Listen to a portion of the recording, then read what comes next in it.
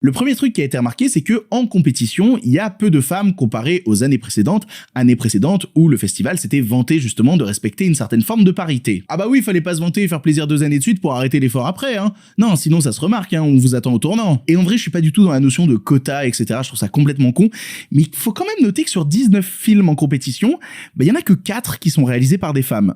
Et j'avoue que ouais, 4 sur 19, ça se voit quand même un peu, les gars. Bon, là, on a encore un extrait de Victor qui est complètement wokiste, et ça me fait rire parce qu'il essaye après de se justifier en disant qu'il est pas pour les quotas. Donc là, il râle parce que il y a que 4 réalisatrices. Donc ça fait 15 mecs pour 4 meufs. Et donc, ce qui est marrant, c'est que il note bien que justement, il y a 2 années avant et l'année dernière, ils ont fait des efforts, donc c'est-à-dire qu'ils ont fait les techniques de quotas pour qu'il y ait une parité entre hommes et femmes dans les sélections. Donc ça déjà je gerbe dessus parce que tout ce qui est quota, tout ce qui est discrimination positive, c'est autant à gerber que la discrimination. Pour moi c'est exactement le même niveau, parce que si tu fais de la discrimination positive pour une communauté, ça veut dire que tu fais de la discrimination négative, hein, au premier sens du terme, pour le reste en fait. Bah oui, parce que si tu mets quelqu'un juste parce qu'il est de cette origine, ça veut dire que tu niques les autres parce qu'ils sont pas de cette origine. Donc en fait, la discrimination positive, c'est de la discrimination. Et vraiment, le seul critère, c'est pas la qualité du film ou quoi, hein, non, c'est vraiment ta gueule.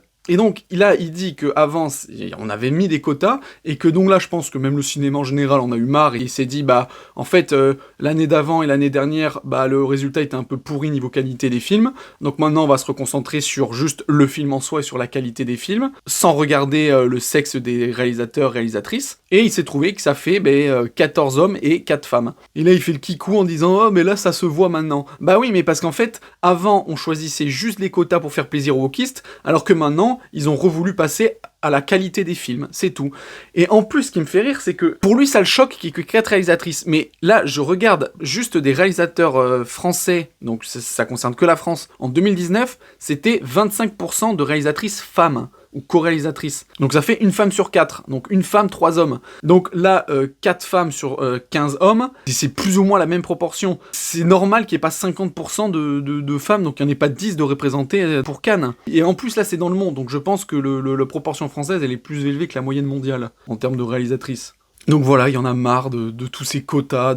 En fait, ça me fait rire parce que ces gens-là, à la base, ils prônent l'universalité, mais non, il n'y a plus d'hommes, il n'y a plus de femmes, il y a des non-binaires, tout est multicolore et tout. Mais alors par contre, quand ça les arrange pas et qu'il y a beaucoup d'hommes, là c'est « Ah non, regardez, on compte !» Il y a, sur 19 films, il y a 15 réalisateurs hommes. Donc enfin voilà, c'est ridicule. Et sans jamais regarder la qualité du film en fait, ce pourquoi on juge. Donc voilà, c'est juste gerbant.